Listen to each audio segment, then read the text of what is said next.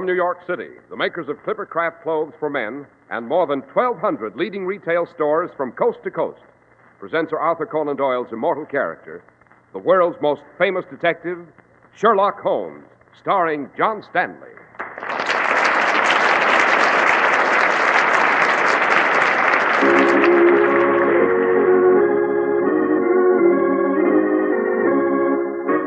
This week's story, The Adventure of the Ancient Queen.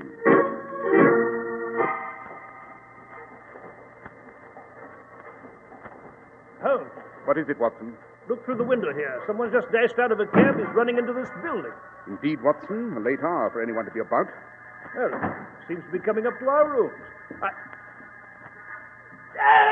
Good Lord, Holmes, did you hear that? Yes, Watson. It seems that our nocturnal visitor has been suddenly detained.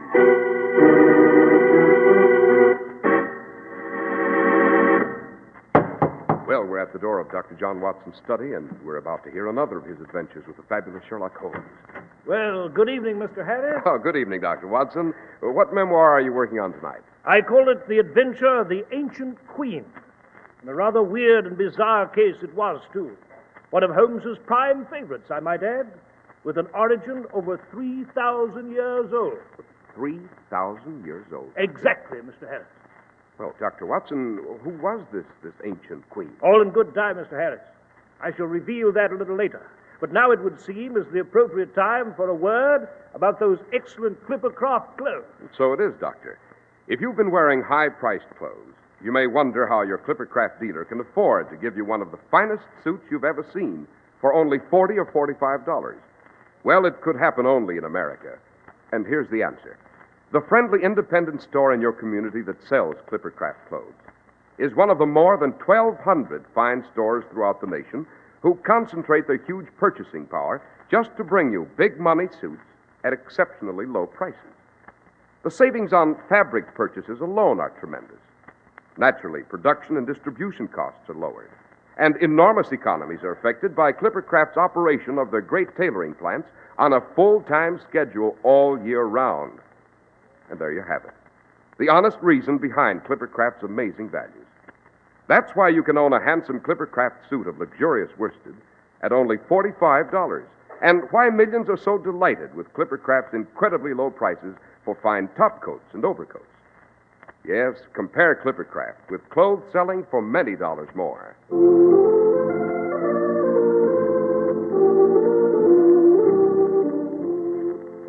And now, Dr. Watson, what about this adventure of the ancient queen? Well, Mr. Harris, as I recall, it took place in the spring of 1896. And properly speaking, it began not on our own green island, but on the sun-baked sandy waste of Lower Egypt. It was in this area that Sir Edward Norcross, the eminent British archaeologist, had long sought the ancient mysteries of the pharaohs. Then one day, near a place called El Ayat on the Lower Nile, he broke into a hidden underground tomb, crisscrossed with dark and dust-choked passageways, brooding with the silence of centuries.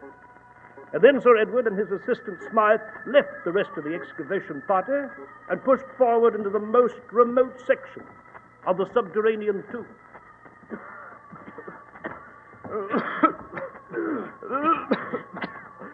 This dust, Sir Edward, it's almost impossible to breathe. Yes, my accumulation of some 3,000 undisturbed years. I don't like it, sir. We've never gone this deep before. I don't know. I've got a feeling we are not alone here. Oh, rubbish. No living person has entered this tomb for centuries. Perhaps up ahead we may... Smythe. Yes, sir? Hold that lantern higher. I think I see... Smythe! Smythe, we found it! Good Lord! Come on, let's have a closer look. Look, Smythe. The hieroglyphics, the reliefs on the walls, the lotus bud columns, the green stone beetle, the sacred hawks of Horus, royalty, 19th dynasty in the period of Ramesses the Pharaoh. And here's a stone mummy case, a sarcophagus. By George, sir, it must be... Yes. Come, Smythe, help me. Let's force open this stone coffin cover. Yes, sir. I'll get under it with the crowbar, sir. It's opening, sir. Smile. Look. Good Lord, sir. It's a queen. Yes, Smile. The queen of the Egyptian pharaoh, Ramesses II. I've been looking for her for years. Years. And now I've found her. We'll take her back to London, put her on exhibit in the British Museum. But will His Excellency Ahmed Bey allow this, Sir Edward? Ahmed Bey is merely the Khedive's agent for archaeological matters. I have a directive from the Crown, from Buckingham Palace itself. Oh, look at her, Smile. Lying there in the mummy case. Looks almost alive, doesn't she? Yes, Sir Edward. It almost seems like a sacrilege to disturb her. Beware, vandals. Sir Edward, what was that? Voice from somewhere in the tomb. Beware, heathen disturbers of the dead, violators of the tomb. Let the dead sleep. Sir Edward! Listen. Beware, desecrators. Take thy vile gaze from the Queen of Ramesses. Go. Leave this tomb and never return. Remove the noble one from her sacred sleep, and ye too shall sleep, the sleep of death. Hearken to me, or ye shall die.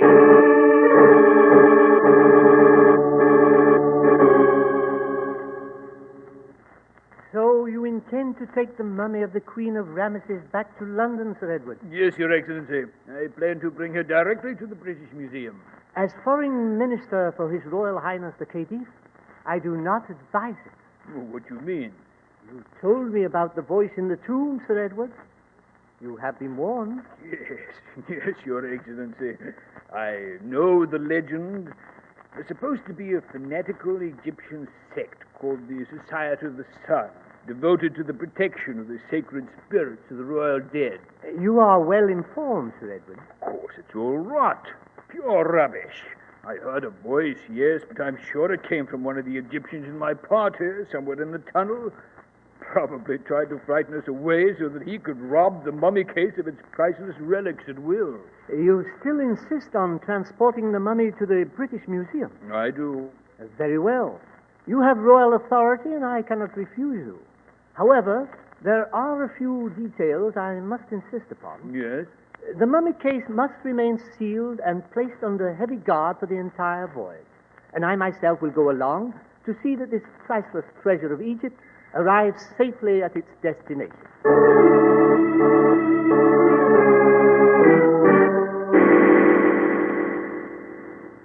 Mr. Holmes, Dr. Watson, now you have the background of the story from His Excellency here, Ahmed Bey, and myself.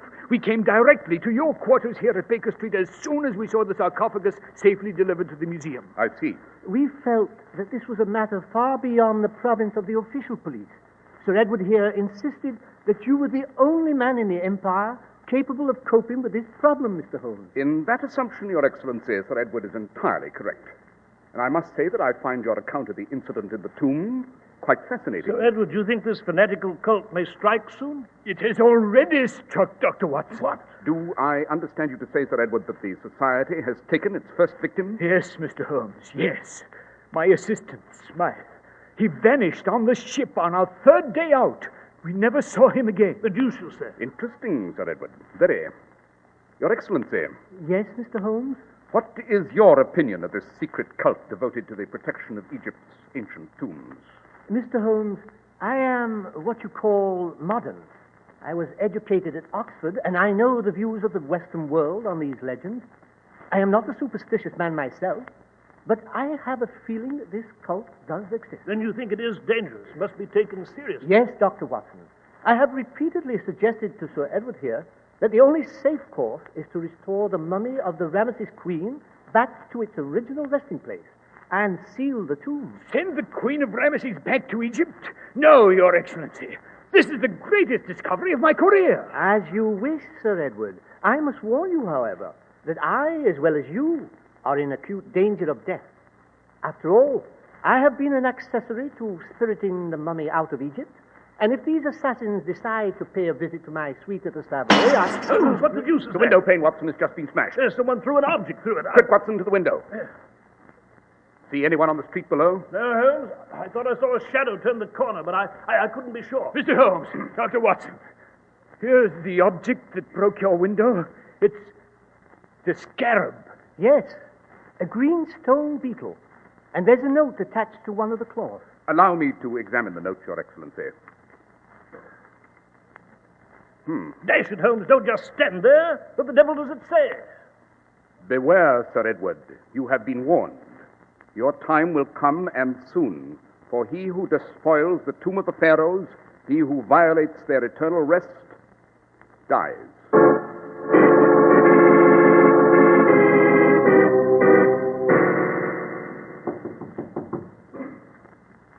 Come in.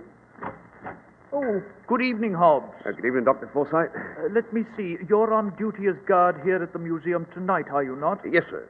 Hobbs, as director of the British Museum, I must emphasize the fact that you have a special responsibility tonight. Yes, sir. Sir Edward Norcross has just brought us a new sarcophagus from Egypt. It contains the ancient Queen of Ramesses and is priceless, priceless. I want you to keep a special eye on it tonight. You follow me, Hobbs? All right, sir. I won't let it get out of my sight for long. Very good, Hobbs. You'll find the mummy case just below the massive granite statue of Ramesses in the Egyptian Central Saloon between the galleries. Good night, Hobbs. Good night, Dr. Forsyth.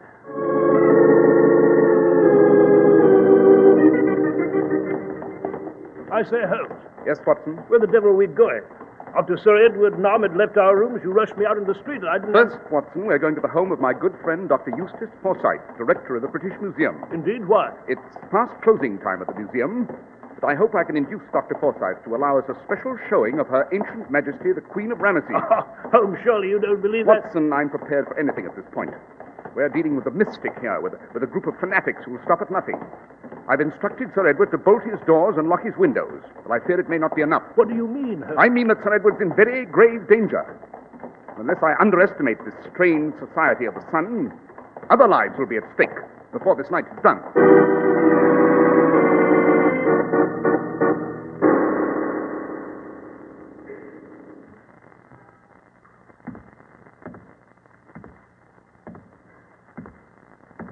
Hello? Hello? Who's there? Who's there near that mummy case? Speak up.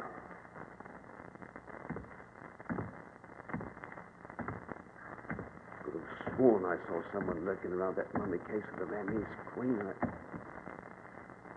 No. No. No!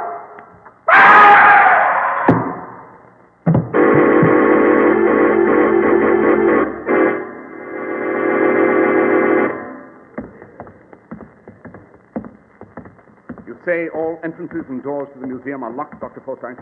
Yes, Mr. Holmes, locked and bolted. Everything but the main entrance, which I just unlocked with my own key. And the museum guard is watching that mummy case? Yes, a man named Hobbs.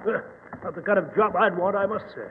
Where the deuce are we at this moment? In the Assyrian transept, Watson. In a moment we shall pass through the North Gallery into the Egyptian Central Saloon. Mr. Holmes, I still don't understand the reason for this extraordinary visit to the museum tonight. Murder, Dr. Forsyth. Murder? Yes, and I only hope we're in time to... Holmes, good Lord, what was that? Follow me, both of you.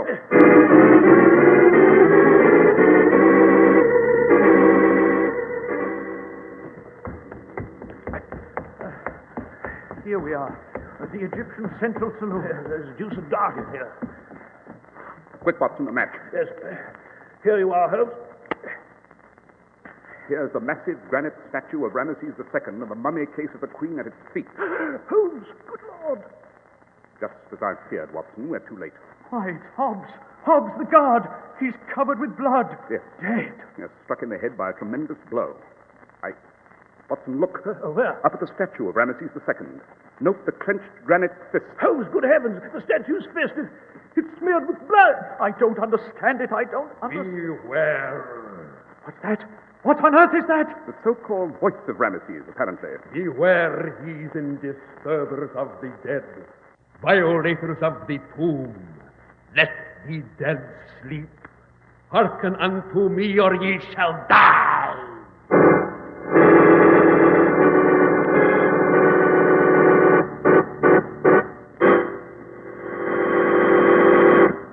Well, Dr. Watson, so far it's been some adventure. Why, the thrills and chills are chasing themselves up and down my spine.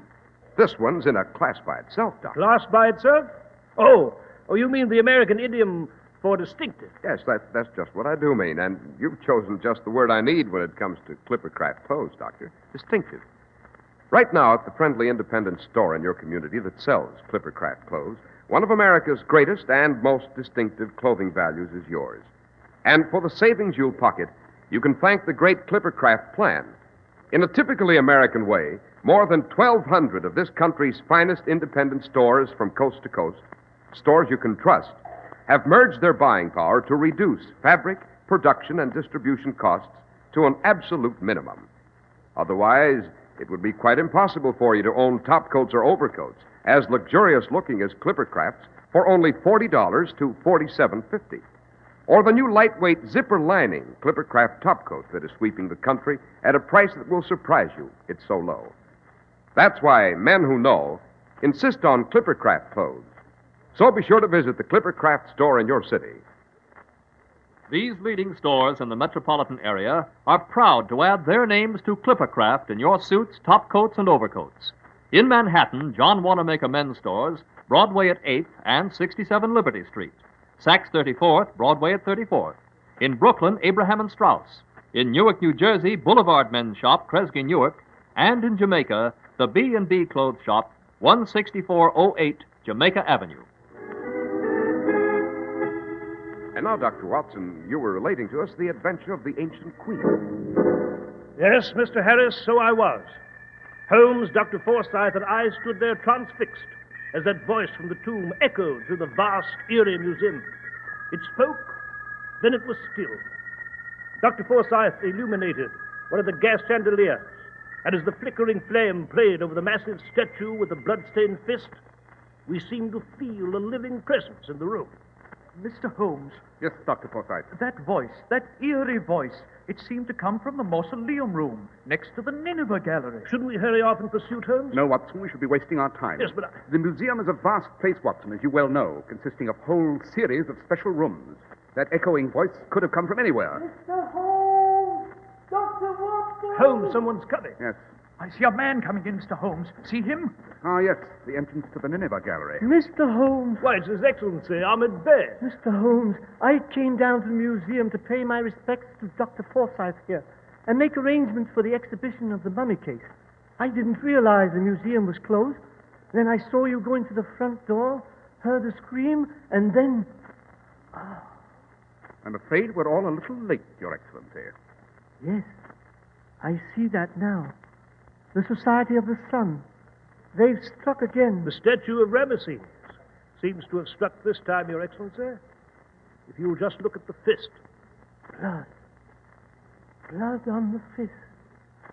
The Pharaoh striking in wrath, in revenge for the desecration of his queen. I cannot accept that observation, Your Excellency.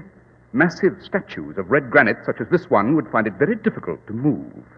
The killer smeared the fist with the blood of his victim to heighten the terror. Mr. Holmes, this is a terrible tragedy, terrible. There must be some course we can take. Quite, Dr. Forsythe. We can begin where logic dictates, with a stone coffin and the mummy of Her Majesty the Queen.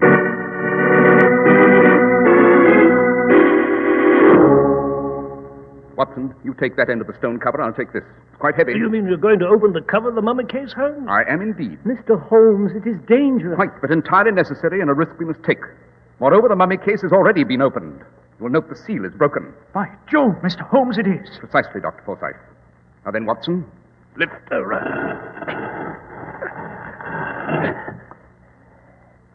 Well, gentlemen, there she is. The queen of the great pharaoh, Ramesses II, in a funeral shroud of bandages. Good heavens, Holmes. She looks lifelike. A secret lost with my ancestors, Dr. Watson. The art of human preservation for thousands of years. One moment, Your Excellency. Yes, Mr. Holmes? A most unusual mummy, this.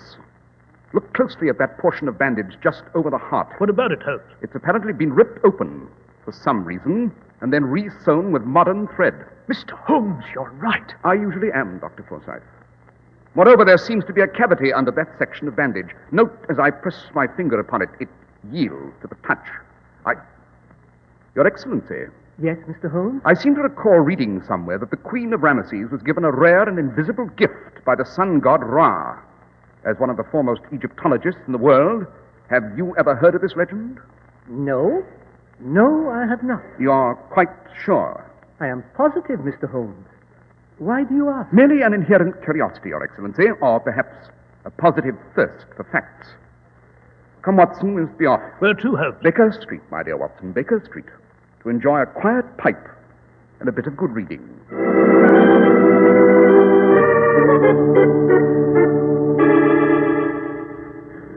Holmes, how the devil can you sit in that chair and read some obscure and dusty volume while these fanatics are Patience, Watson, patience. I'm merely trying to resolve a point of scholarship. This obscure and dusty volume, as you've so irreverently called it, happens to be a rare edition of the Journal of Egyptian Mythology from the First Dynasty to the Middle Empire. I can't say I'm impressed, Holmes. Uh-huh. What is it, Holmes? I found it, Watson. I found it. You found what? I confess, Holmes, I'm entirely confused. Holmes, there's a coach drawing up to the curb. Obviously, Watson, I can hear it quite plainly through the open window. There's a man coming into the building. I think it's Sir Edward Norcross. Sir Edward? Watson, I instructed him to stay in his rooms behind bolt and key. The man's in grave danger. He's coming upstairs now. Holmes, good heavens, what... Quick, Watson, to the stairs. Here. Holmes, it is Sir Edward. He's lying at the bottom of the stairs. He's dead. Quite. With a crooked knife in his back and a note in his hand. Let's examine it, Watson. Holmes, what does it say? My dear Sir Edward, I have had the good fortune to obtain a strong lead on the Egyptian conspirators, but I require your immediate presence at Baker Street for the purpose of information. You may have no fear of leaving your quarters now. I assure you all at last is safe. Signed, Holmes. Aha, so that's how they lured Sir Edward from his rooms, Holmes. They forged your handwriting. Yes. Watson, I believe Ahmed Bey mentioned that he'd taken a suite at the Savoy. Yes, Holmes, he did. Then let's hurry off and see His Excellency at once, before it's too late.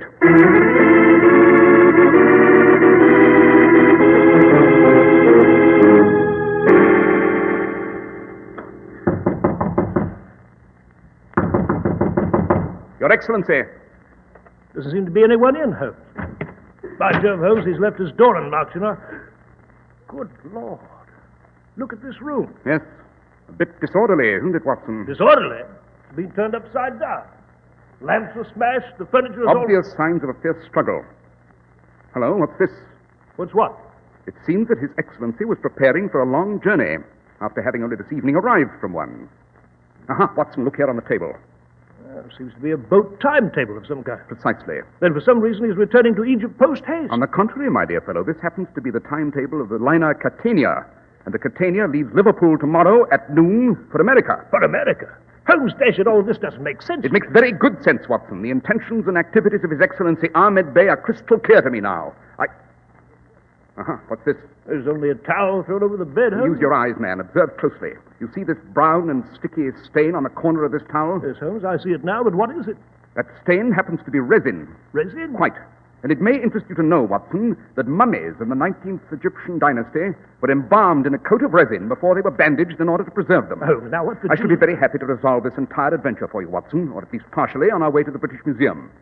It's there, I think, that we shall see the end of this blood-drenched affair.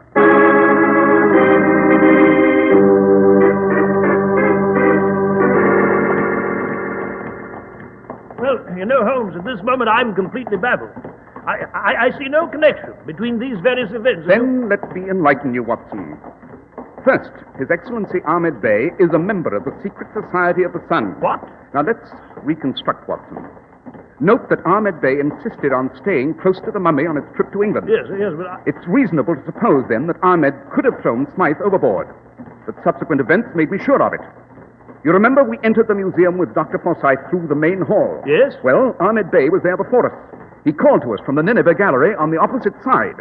Hence, we were between him and the only available entrance. By Jove, Holmes, you're right. Quite. He assassinated the museum guard, Hobbs. But then his greed got the better of him. He knew the ruby of Ra was hidden in the mummy's heart under the bandages. The ruby of Ra? Yes, Watson.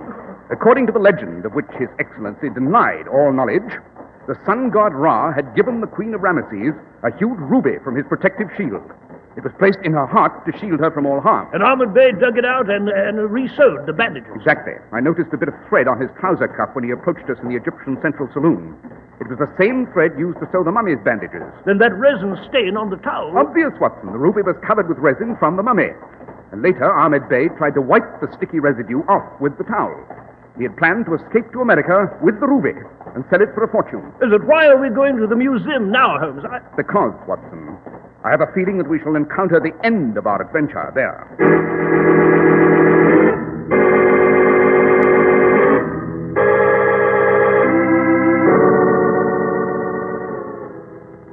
Come, Watson. Let us again examine the occupant of this sarcophagus. Yes, sir. Give me a hand with this stone cover, will you? Right.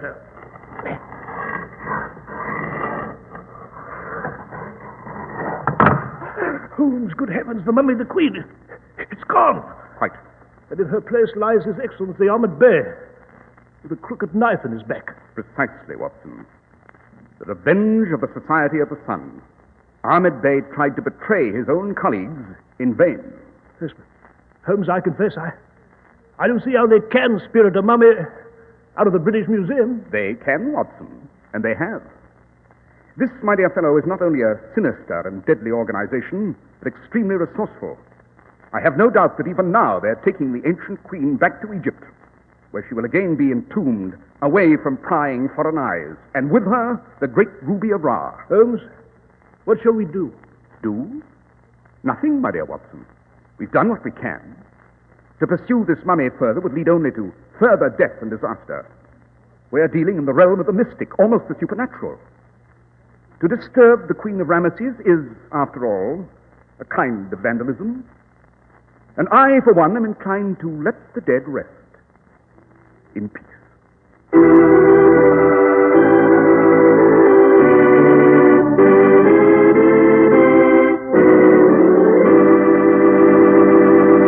Well, Dr. Watson, that was certainly an unforgettable adventure. Indeed it was, Mr. Harris. And I might say here that as far as I know, the ancient queen of Ramesses has never been found. And Holmes and I always took the view that, well, may she rest in peace.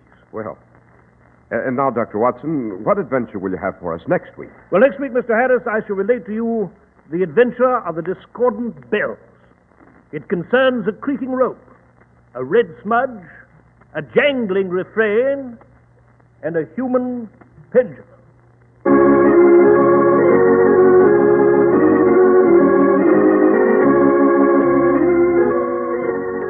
The makers of Clipper Craft clothes and more than 1,200 stores from coast to coast have brought you another in the new series of broadcasts featuring the world's most famous detective, Sherlock Holmes.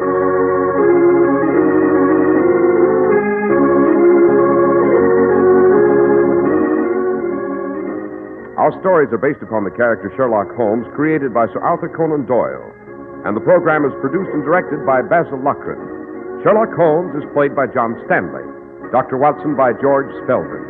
This week's story was written by Max Ehrlich with special music by Albert Berman.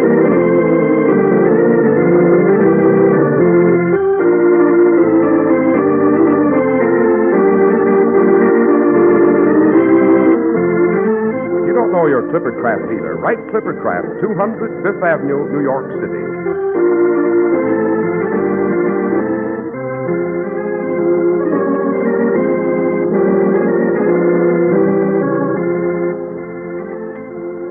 Be sure to listen next week to Sherlock Holmes in the adventure of the discordant bells.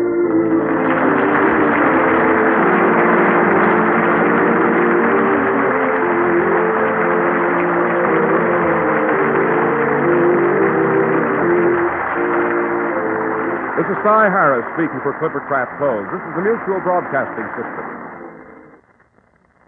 Fly Eastern Airlines for double dependability. Dependable airliners, dependable personnel. An unbeatable combination.